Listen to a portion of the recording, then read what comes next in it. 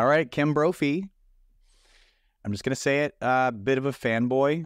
Biting of the Dog, Season 2, Episode 8. Not to sound like a stalker, but was a huge deal for me. It was one of those where I started to listen, and typically when you attend webinars or you hear podcasts, you take these golden nuggets, you hear a nice language or a word you want to use. But it was one of those podcasts where it dropped a bombshell on me. And I realized that I'm missing a bigger picture in dog training, that I'm looking too myopically at dogs. And that old saying, train the dog in front of you. And after I started to try to wrap my brain around ethology, I started to realize there's a lot more to that statement. It's not just about training the dog in front of you, but it's about training generations of that dog, lineage of that dog. And so I just wanted to have you on the podcast and have a conversation around what you do and how you started, and just hear more about ethology's take on dog training and behavior modification. Oh, that's awesome. And thank you for sharing that. I'm a massive nerd and absolutely love geeking out on dogs. And frankly, I did it just on my own for so long, and the industry wasn't really ready for ethology. Like I've been talking about it for a few decades, where people were like, well, no, that doesn't matter. Quit talking, stop talking, just train the dog. Why are you talking about that? And then there was something about COVID and everything, and maybe just timing otherwise too, where people seemed receptive and ready for it. And it's so exciting to me because I could just talk about ethology all day, and to be able to share it with other professionals and have that be another lens that we can use in our work, it has just been amazing. And I'm learning so much from all the people that have come on board and shared their enthusiasm and their experiences and everything that they've learned too. So it's become this really cool collective corner that's happening in the dog training world. That's fantastic. I think you hit the nail on the head there. I think we all got grounded and we all got locked away, and we all started digesting information, and probably out of sheer boredom, we went a little too hard. And I think it helped us reconnect. I think everybody got a certification while they were on during a pandemic. Yeah. So with that said, in terms of a dog owner or a dog trainer listening, can you just give us a quick flyby on what ethology is in terms of what you do in dog training? Yeah, sure. So ethology, as a kind of strict discipline, is the study of animal behavior in their natural environment from a biological or evolutionary perspective. So when we're talking about dogs, immediately it's because it's like they're not in their natural environment, and that changes things. And that's why there's the field of applied ethology, which is like more specifically what I am and what I'm studying, but using the lens of ethology to understand what happens for captive animals and domesticated animals. That's what the field is about. That's what that applied component is referring to, is for animals who are no longer in their captive environment, whether they're in zoos or on farms, in our homes, in laboratories, things like that, recognizing that when we take an animal out of their evolutionary niche from which they evolved, and then we are artificially selecting them and then keeping them in conditions that aren't necessarily unpleasant, but aren't also necessarily the nail on the head from an ecological perspective in terms of what they evolved to be suited to, what kind of conditions they really are meant to be like a key to a lock-in. And with all of our artificial selection, we humans historically have really also changed what that looks like, because we needed dogs for really particular functions throughout history. And now pretty much we consider all the really amazing, valuable things that dogs did historically behavior problems, which is really a human perspective issue and a human expectation issue and even a human dog breeding issue. But it's not a, quote, behavior problem, right? Like it's not like the dog's just untrained. So that's where I'm really trying to bring attention to this really critical lens, because it's how we can understand any animal's behavior from that evolutionary and natural perspective. And even though they are captive and domesticated, all the same principles still apply to dogs too. So it's important we learn that. That's fantastic. And so what gravitated you towards both ethology and the science, and also dogs? How did those two stars align? Dogs were just always baked into the cookie of me. Don't know why, but as a kid growing up in a major city, like in the 70s and 80s, Atlanta, all the dogs were still loose and roaming the streets. And I was a nature kid anyway, but being in a major city, I didn't have a whole lot of things that I had access to. Might be down in the creek catching crawdads and salamanders and stuff like that. But then the dogs were in my house, at my feet, available for me to connect with, study, observe, befriend, whatever, and then out in the neighborhood. So as a little kid, I could go sit in my front yard and there'd be a boatload of rotating dogs that were just up and down the street, in and out of the yard, whatever. And so I think that was a little bit accidental as just someone who was really interested in nature. And then I think that's why maybe when I did go into the dog world, my degree being in the applied relationship between human and animal behavior, at the time, the field of behavior consulting wasn't even a thing. Nobody was talking really about applied ethology. And I wanted to do something that was good for dogs and good for people. And I found out about service and therapy dogs. So that was what I thought I would be doing with my degree. But through the course of all of my studies, the more that I learned about that kind of evolutionary history, the more I studied evolution in general and ethology in general, I was just hooked, because it's that kind of, it's almost got like a spiritual component to it, to the extent that you're studying the wonder of nature and all of these just phenomenal natural processes that are so humbling and so phenomenal. And here we think, oh, we're humans, we're better than every other species, and we can just manipulate and dominate them and use them however we want. And sure, we can, and we do, but we're also a blip on the screen in the timeline, right? So that'll get checked eventually by nature. We'll probably get bucked off as a species at some point. But in the meantime, like, our human ego drives so much of what we do, including, for sure, as being in this field, what we do with dogs. And to me, that's one of the saddest things about our beautiful historical love story with dogs, is that we've offended them in a way, in many ways, as a species, whether it's by not understanding them and then them ending up in shelters and being euthanized because we didn't know what we were getting in the first place. And we had some really unrealistic idea in our mind about what that dog would be like in our life as an accessory, or something that like makes our life more fun and more interesting and whatever, but not really thinking about them as sentient beings that had needs like any other animals. I'd really like to be able to walk away from the industry in my old years and see that I feel like I was able to contribute, was shifting our focus from obedience to welfare, and from compliance to cohesion, where we're really connected in a natural way that works for them as well as us, as opposed to a one-sided exchange, which sadly I think is often the case when it comes to dog training. It's whatever the human wants. That's a big concept. And I think oftentimes as humans, when we think about influencing dogs or fixing our behavioral issues with dogs, the first thing we go to is obedience. The first thing we learn to teach a dog, the first 72 hours of getting them, are tricks. So when you say cohesion and being, what does that look like for you in terms of a household and the steps that someone would take to march towards that?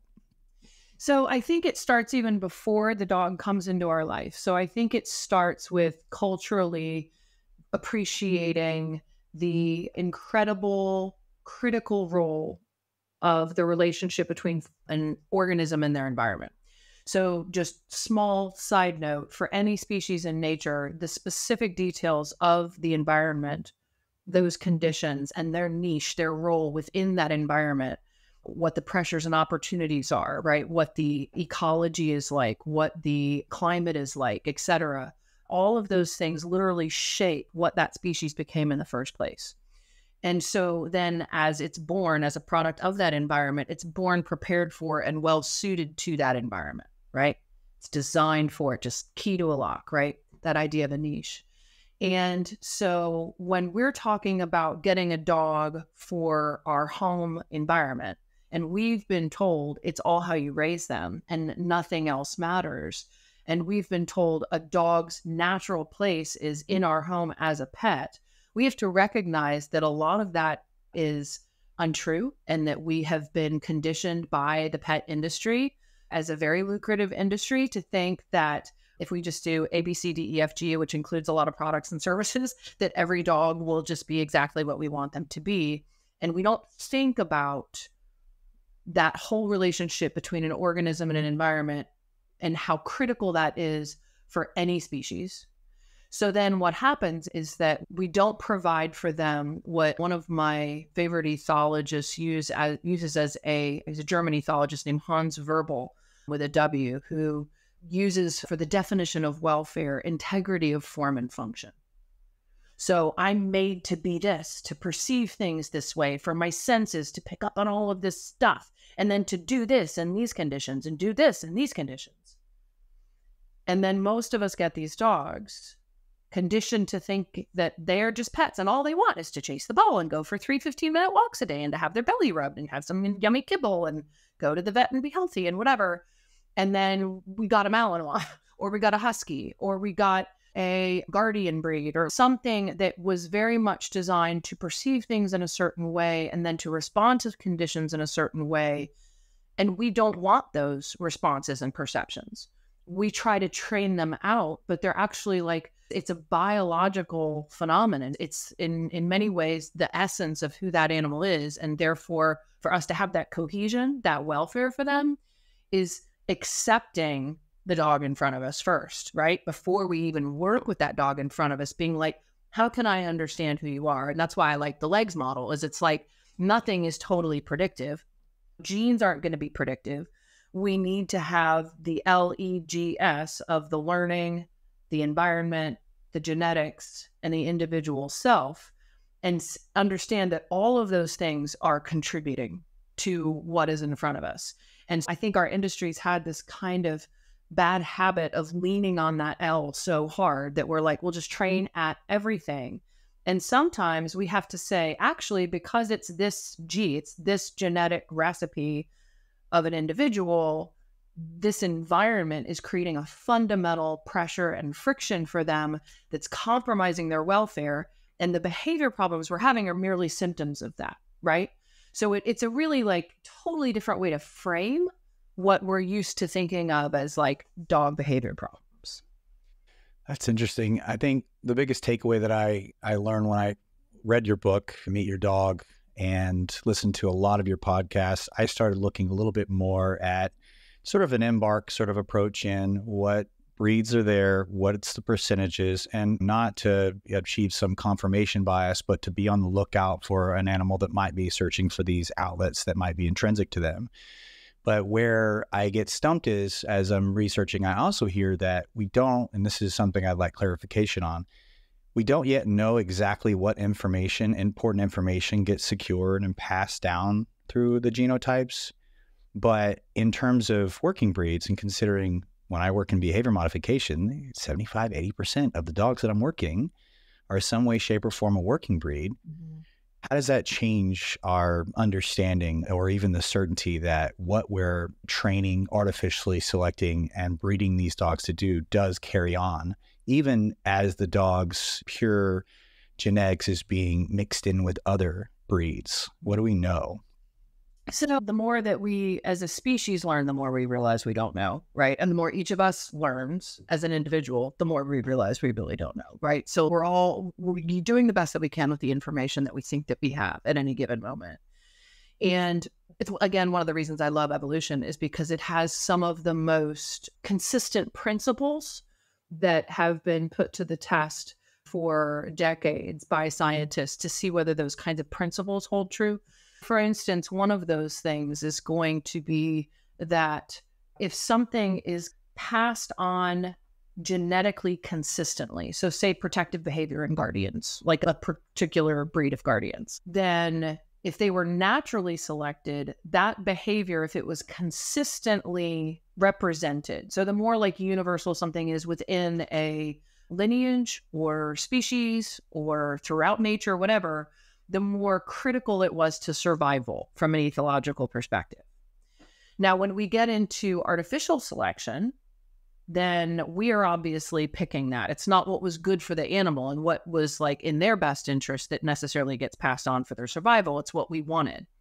But in a way, we're exploiting and manipulating that phenomenon by being like, we like it, so this dog demonstrates guarding behavior, this dog demonstrates guarding behavior, we're going to breed these two together. Then they have a litter of puppies, and 5 out of 6 demonstrates guarding behaviors. 2 out of 6 have really strong guarding behaviors. We're going to find someone else who also has another dog that's similar with very strong guarding behavior, and then we're going to breed them together. So we can keep fast tracking the selective process, if you will, that normally might take nature a lot more trial and error and many more generations to pick all that stuff up. But to answer your question, in part, just the fact that something might be consistently, not 100%, but consistently represented in a breed of dog means that there is, from the animal's experience and also just from a technical perspective, there's a lot of selective pressure for that behavior, right? So we're likely to see it. So in a way, if it gets passed on genetically, again, that consistently, that in itself is enough of an indicator. But nature's so awesome and dynamic that it doesn't just stamp out carbon copies of whatever genetically is working. It's always working with a bell curve of distribution of variation on those traits. And that's why that 1 out of 6 of the puppies not protective at all. And then maybe 2 out of 6 are like a little protective, but not really.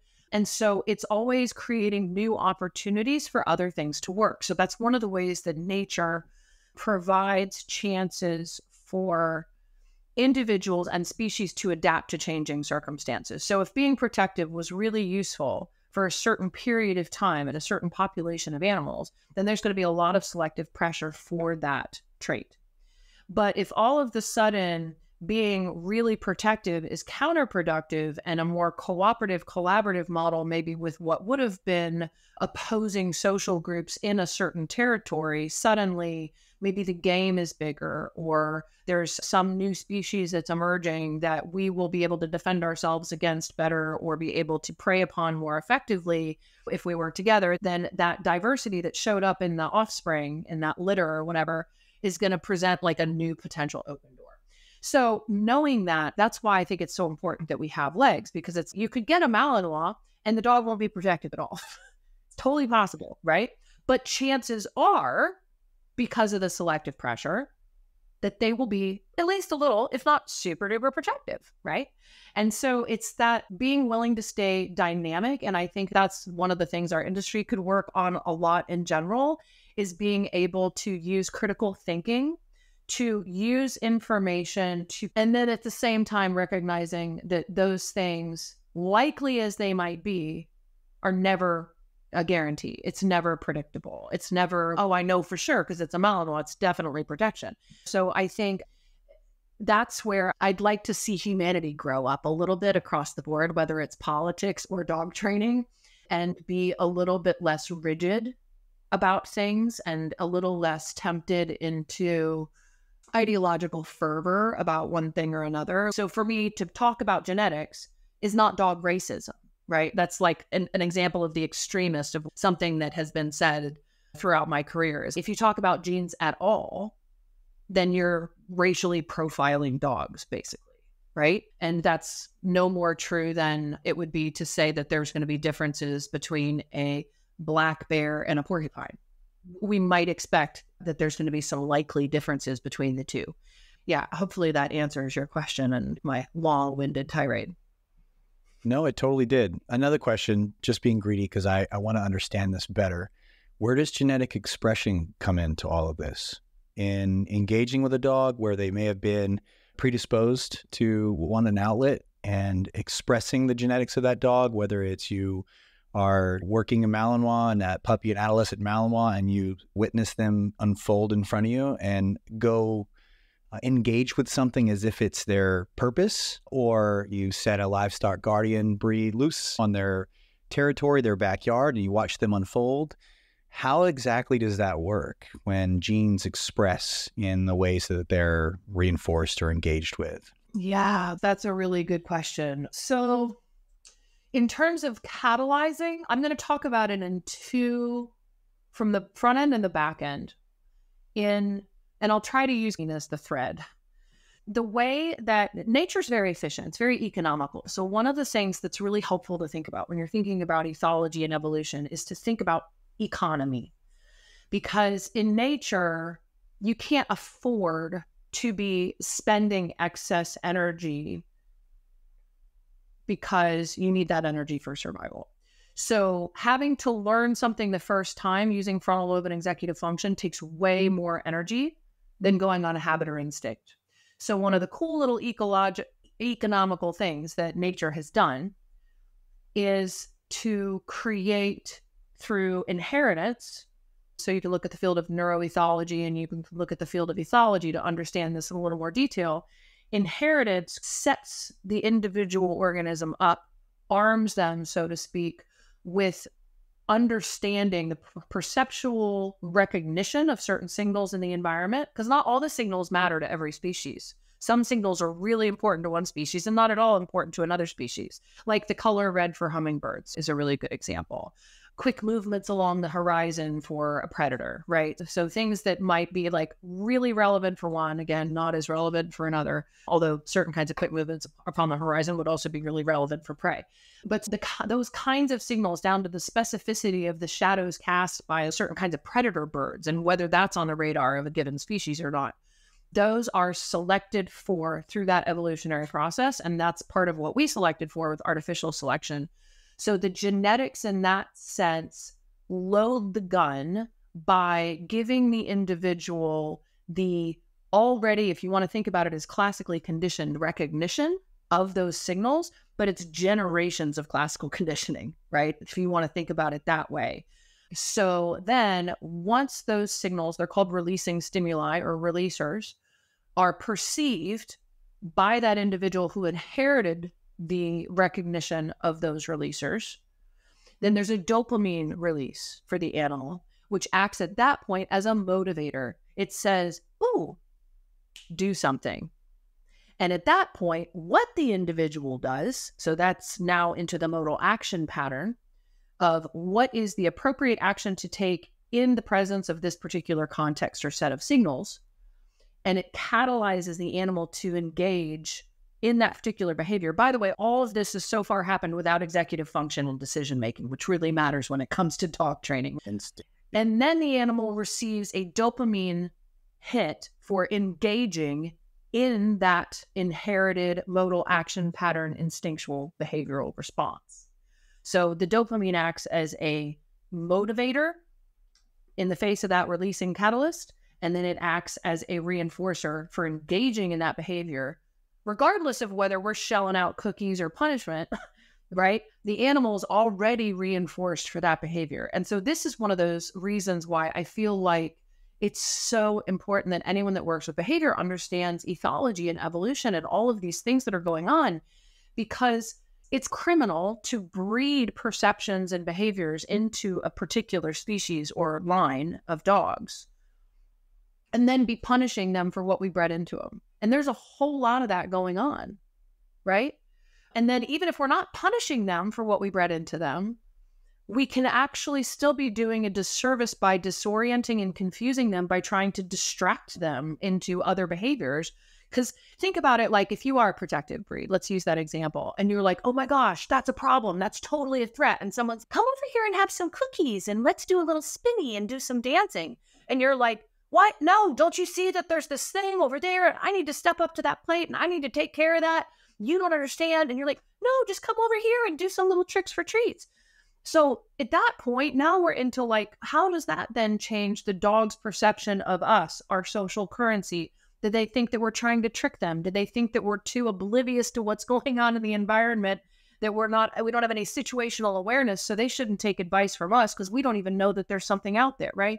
So there's so many ways that even with nothing but the most harmless techniques in the world, we can still be doing harm to an individual learner if we don't regard with reverence these factors and what's going on. And so what you're talking about is instinct. When you say that there's no executive function, you're saying that the dog is acting on impulse and being driven by the motivator, the dopamine, and there are really not a whole lot of thoughts going on upstairs other than relying on instinct. Yeah, And in those moments, in that like acute moment, yes. And I'm sure you, as someone who's worked with many working breeds of dogs and dogs with behavior problems, know the kind of glaze that comes over a dog when they're in that zone, so to speak, when they're just so dialed into those perceptions and then the urges that they're feeling, those impulses to engage with things in their environment that way, they're high on it. It's not dissimilar at all to flow psychology or sports psychology in the human world, and why those things are so powerful, whether it be like I was thinking just driving home about like sports. And one of the reasons why sports are so reinforcing for people is because it's one of the only modern opportunities we have left to express a lot of once evolutionarily critical behaviors. So if someone isn't, say, in the military or engaging in like recreational boxing or whatever, like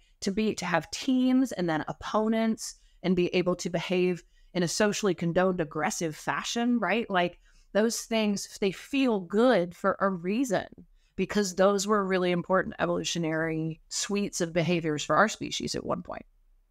now, would I go too far to assume that when we're talking about these instincts at the heart, we're talking about predation and avoidance of danger when we talk about those? So in ethology, at least if you're following Ray Coppinger's kind of models, which I tend to, you can pretty much break all behaviors down into one of three categories or a combination of those categories of, as you just mentioned, predation, which includes just foraging. So it might not be a predatory species, but foraging, finding things you need to survive, whether that be territory, mates, food, etc. And then there's hazard avoidance. So dealing with threats to those resources, whether that's your own personal safety, your territory, your social group, your mating partners, your food, whatever. And then there is social and reproductive. And for all organisms, there's some element of all three of those behaviors represented in their behavioral repertoire, or their own ethogram that's specific to their species. So yeah, I would say it is exactly that. And then adding in the social and reproductive component.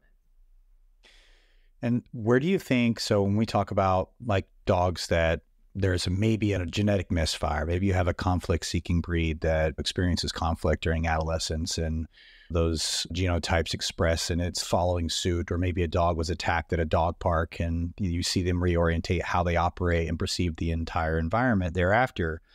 Where do you think that substitution comes into play when we talk about outlets, necessary outlets, whether it be putting a dog in a drive state and allowing them to corral a flirt pole and a high rate of movement and receiving dopamine and then tethering in influence and communication into that? Do you think that at this stage is a way to help dogs that are relying on instinct, more or less to put them into those instinctual states and try to apply communication and reinforcement to detour them?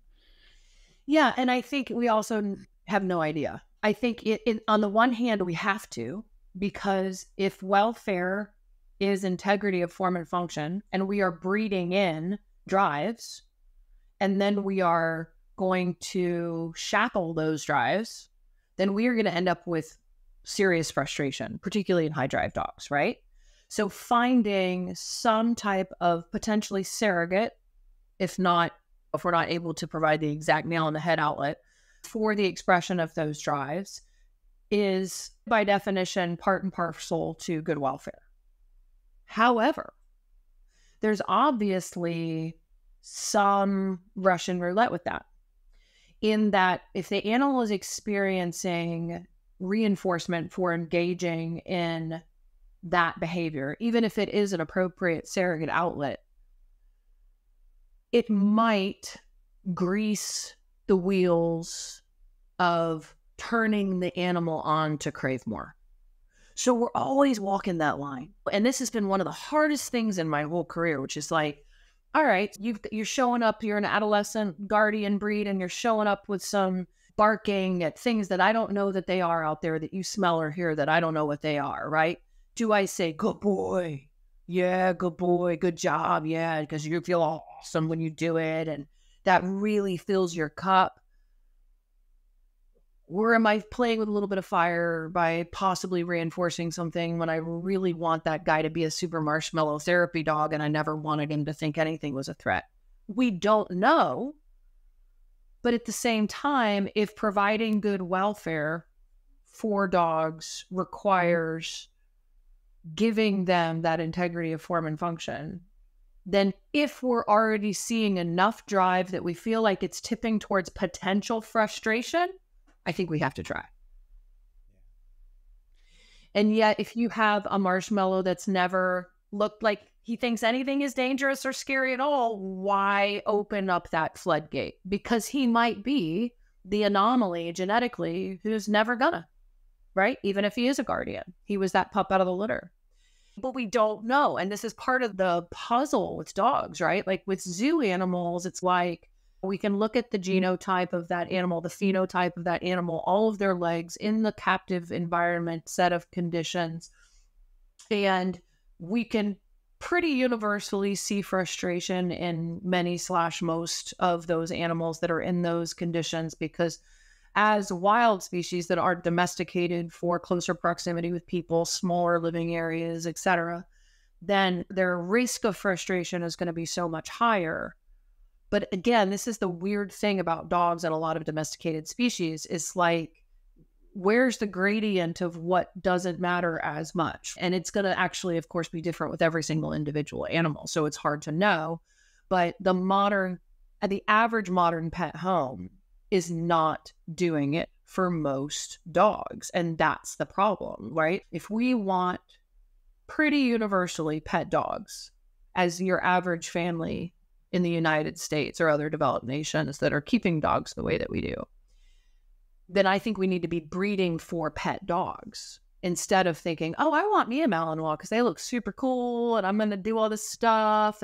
But I really have no idea what I'm doing. I have no idea what I'm getting into when I'm signing up for. Or the Huskies, right? Everyone thinks, oh, Huskies. Like, I was brokenhearted by one of your posts that I saw this morning about all the dogs in California who are slated to be euthanized like in the next few days. And like how many of them were Huskies, Shepherds, Malinois, Bullies, right? Like a lot of high drive individuals in most cases that were more dog than the person knew they were signing up for. So then they become difficult to live with, not because they're bad dogs, not because they aren't obedient, but because their welfare is poor. They're not getting to be Huskies or Malinois or Bullies. I think you struck a chord with me in this conversation, because when I hear you talk about legs and I hear you talk about people needing to stop and really observe the dog in front of you, which I want to get into legs and unpack that a little bit, because I have a feeling it has a lot to do with assessing the dog and understanding the dog in totality before you move to create any sort of protocol or routine around helping them.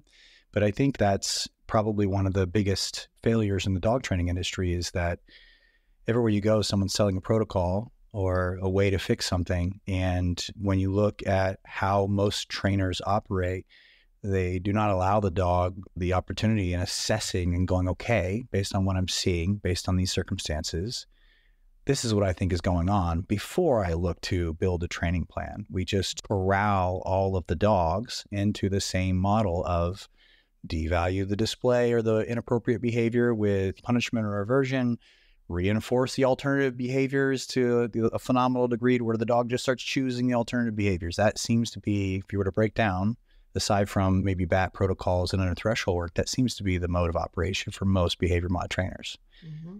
And so in terms of legs, where do you think this can help? Because I've got a lot of reactive dog parent clients. I've got a lot of dog trainer friends and followers that are so eager to understand a new approach, something that they're missing. Where do you think legs fits in the industry right now with helping to curtail significant behavior? Such a great and super loaded question. So one of the reasons that we in the legs community, in our student community, which is now like 4,000 people in 26 countries, which is just awesome, because it's like we're all kind of flexing these muscles and learning how to do this differently together. One of the things that we have as a rule in that community is you can't talk about how, you can't talk about protocols You can't talk about what your behavior plan is going to be in terms of behavior modification in the group. You could talk about why, and you got to get really good at understanding the legs because those are the muscles we're flexing. People can go into any other group and talk about how and their protocols and blah, blah, blah.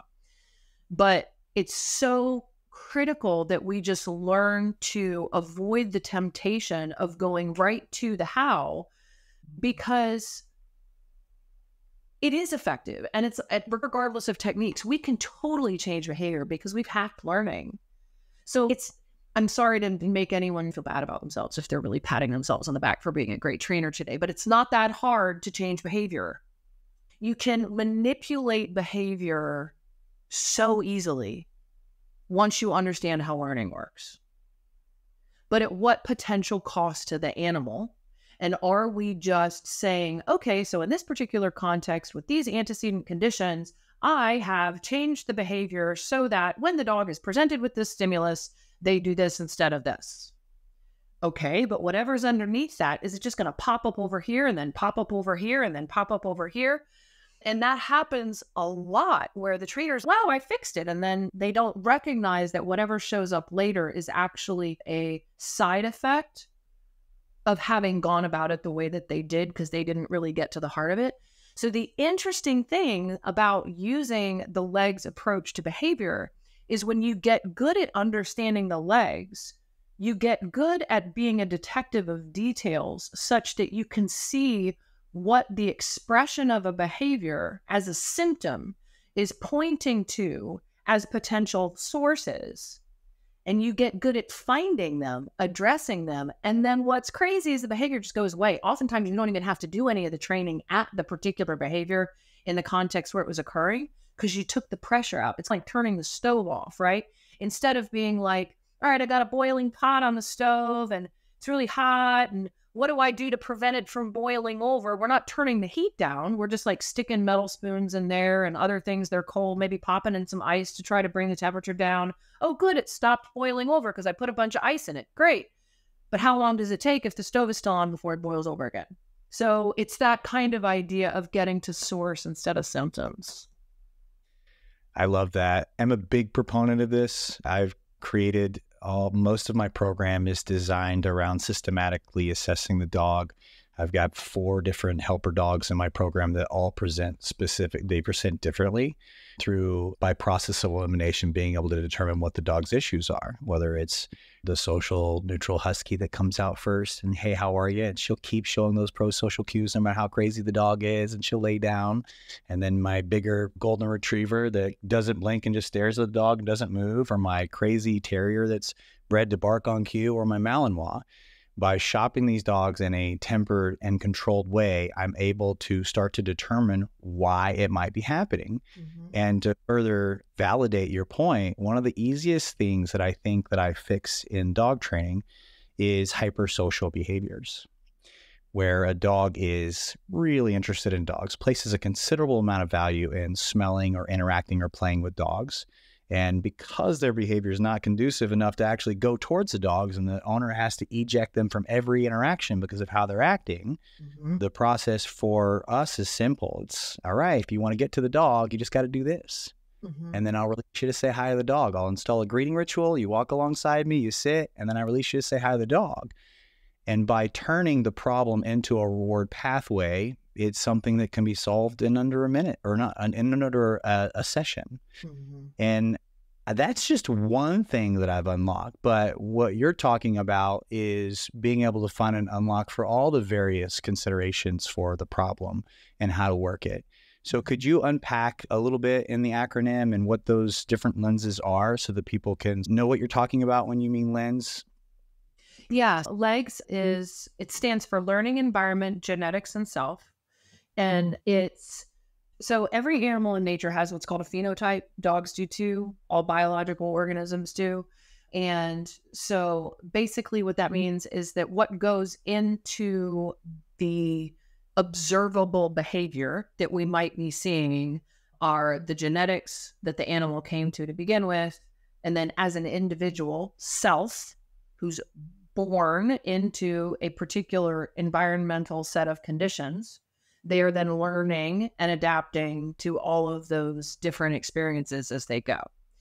I think one of the things that's really important for us to remember is that in nature that happens organically, and the organism has autonomy in that process of learning. Most of our dogs don't have autonomy in the process of learning. They might have autonomy about learning certain things in their environment, but a lot of what they have the opportunity to learn or not is controlled by us.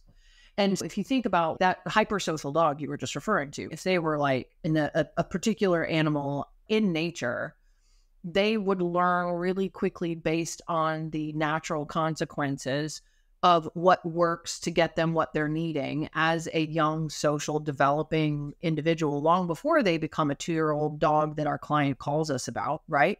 They would have learned at the critical developmental stage, specific for that species, how to conduct oneself in order to have access to enjoyable and functional social interactions and relationships, right?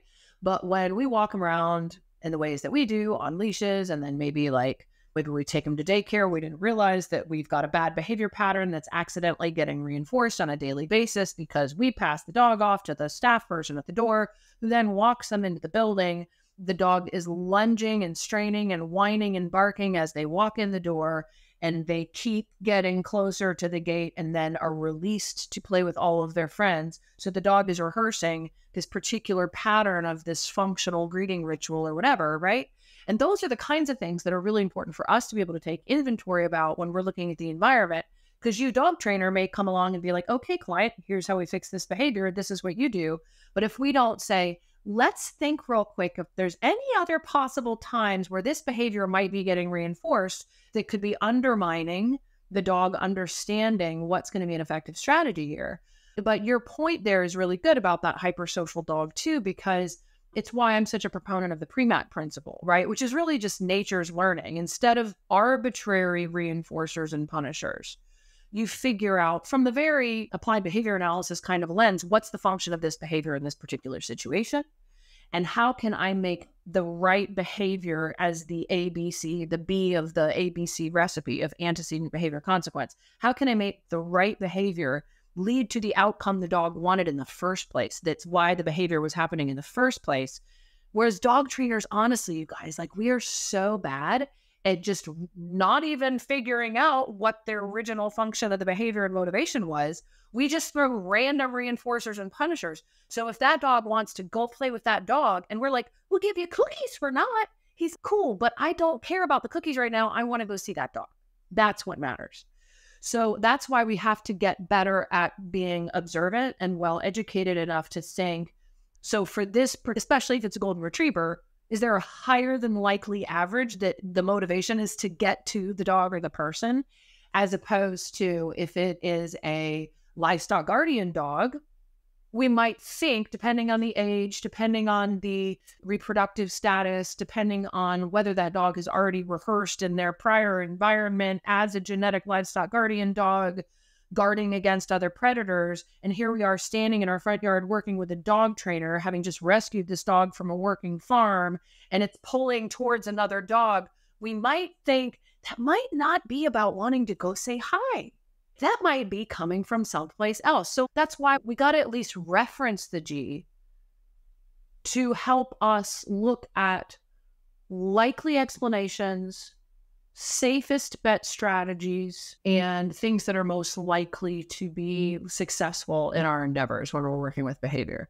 But yeah, it's complicated. I love that you've got that kind of pre-map lens already on your shoulder. I feel like that could be so game-changing in itself if our industry really understood how to break that down case by case and work with where the dog's actually coming from instead of trying to distract them with other motivations of punishers and reinforcers. Yeah, it's considered a big no to even allow dogs to go over threshold in your process. And the mantra, unfortunately, that I hear all the time on social media from dog trainers is, I don't need to see it to fix it.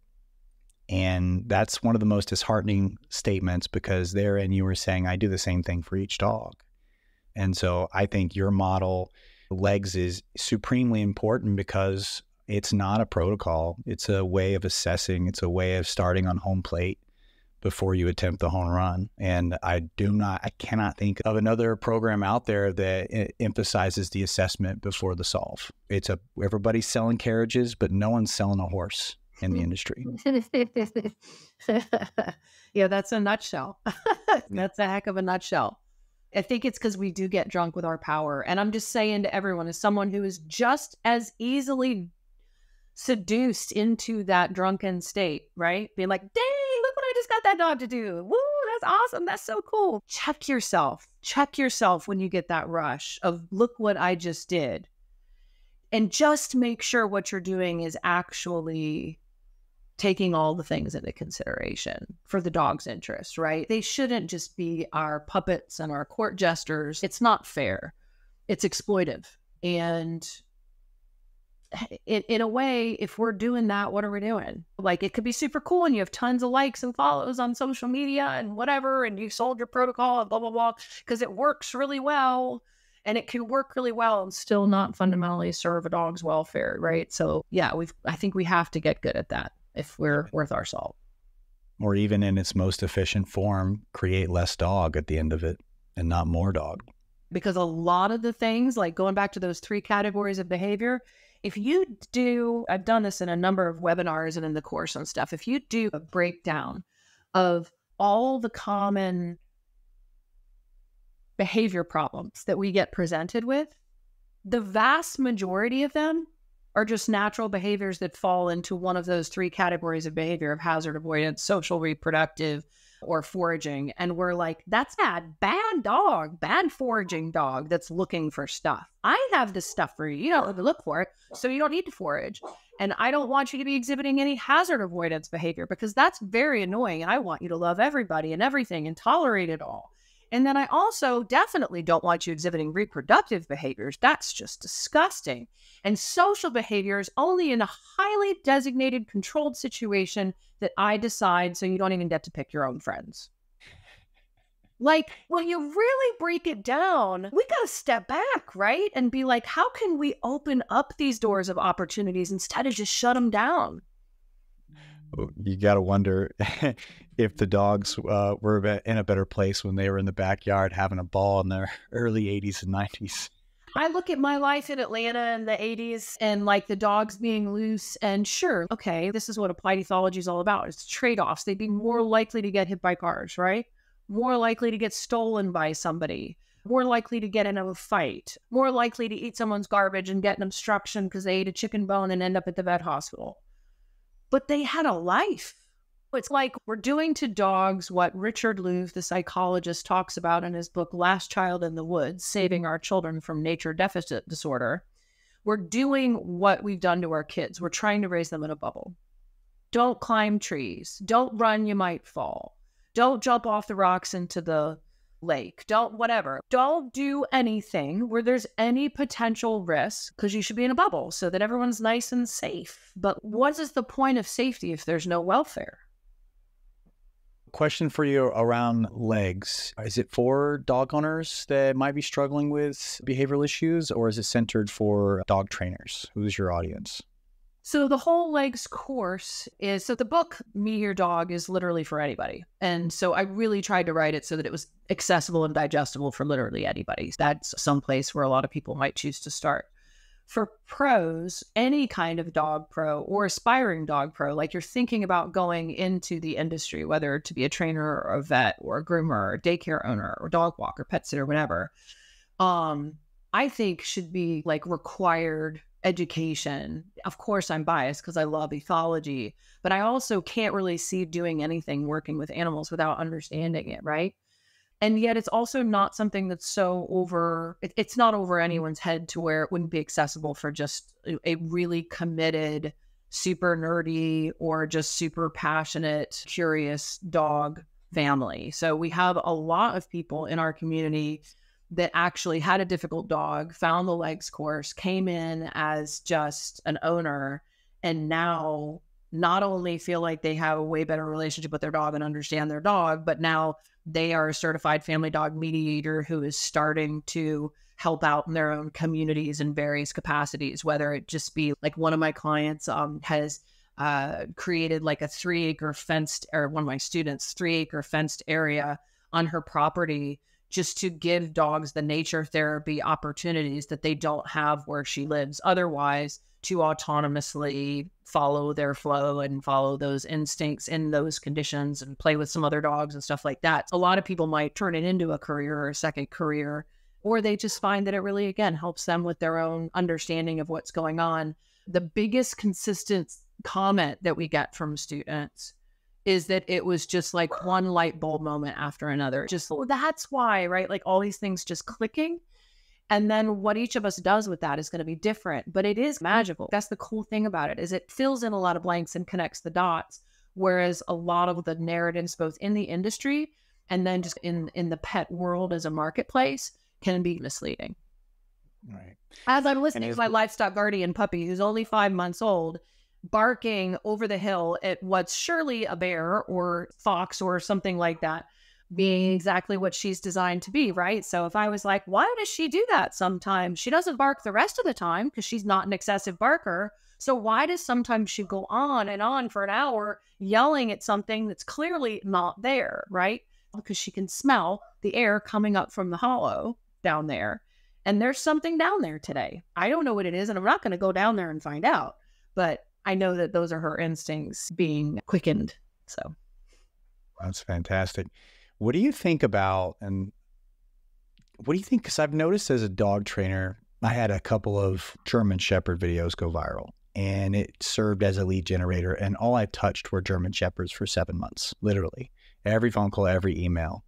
And in that, I got really good at reading German Shepherds and being a little bit more intuitive and being able to go a little bit faster in the process and the sessions with German Shepherds, and found that I was stifled very quickly when I stood in front of a bull terrier, not being able to get the same read, not being able to have the same observations, not being able to influence so readily. What do you think understanding specific breeds down to your ability to read them, observe them, and influence them comes into play in dog training?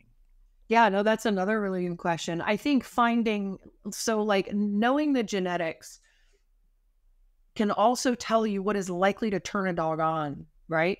So like for a German Shepherd, there's a lot of selective pressure historically to work with the person, and even like reinforcement for them that they experience on that dopamine level for paying attention to us, following instructions, getting advice, right? Because that we had to select for that if we wanted good herding dogs historically. You couldn't have a herding dog deciding, you know what, I'm going to take these sheep over here and I'm going to run them off the mountain or take them to the neighbor's house. So just being able to herd wasn't what we just needed in herding dogs. We needed it to be very dialed back into our communication and relationship.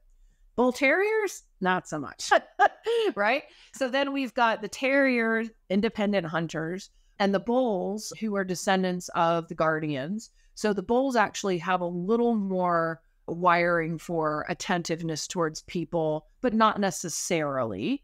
But they might have been used in kind of some various partner functions and things like that historically. But the job that they were doing in terms of defending, being largely in a kind of independent task, and definitely with terriers, I don't need the human to help me hunt the terrier, the varmint, thank you very much, right? So I can do that completely on my own. And we wanted a dog with perseverance and drive and grit, regardless of obstacles. And so here we are as a dog trainer, maybe doing a body block or something. It would work with a German Shepherd if we just do a quick little supplant, do a little go-between. German Shepherd feels the tiniest bit of pressure and they're like, oh, and they step back and notice that you're in their body, physical space, and sit and look at you. And the Bull Terrier is like, get out of my way, right? They're trying to go through your legs, maybe chewing on your legs to try to get around you to get to whatever it is. So that's why I love legs, is because you can frame what you're seeing and you can understand it. And then you're like, okay, so I need some Premac for that Bull Terrier. I need to figure out how to help him understand that if you simply apply this little filter criteria, then you can get where you're going and the obstacle gets out of your way, right? But you're laughing because you've had these experiences. Fast forward to the trainer in 2023 looking at the owner and going, this animal's prone to redirection. Exactly. I wonder why that is. You've inspired me to research as much as I can around breeds. I am all over Wikipedia and going, what breeds were put into this breed to make this breed? Oh, yeah. And I really do think you're hitting the nail on the head in the industry. I really do. And I want to thank you for 20 years of talking to a wall before everyone woke up and realized that, one, yes, science is important, and two, it's not just a bumper slogan. There's a body out there that can help you see the bigger picture. And if you could, really quickly, can you tell people where to find the legs course, dog owners that really want to understand and learn a little bit more about what's going on in their home, and even aspiring dog trainers to join this 4,000 strong community? Yeah, absolutely.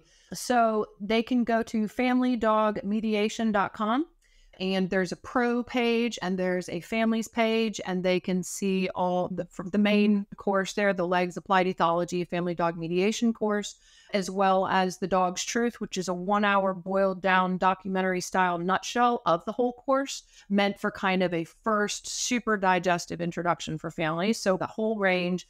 We've got a bunch of deep dives from we've got 2 years now of our conference under our belt. We're starting to post the deep dives from this year's conference. And so those will be up there as well. And folks can get in touch with me through that as well. And they can find me on Facebook too. And I was actually going to let your followers know that we have made a 50% off for all products on the website coupon for your followers with code OPTIMA. Oh my gosh, that's so amazing. I'll be sure to put that on the link. My community has been chomping at the bits. I let them know that I was going to talk to you, and they're literally like, is it happening? Is it happening? But you have a lot of fans out there. I appreciate the conversation. I really do. I'm super inspired. And thank you so much for taking the time to talk to me today. Yeah, thank you again so much for having me. It's been great. Yeah. All right.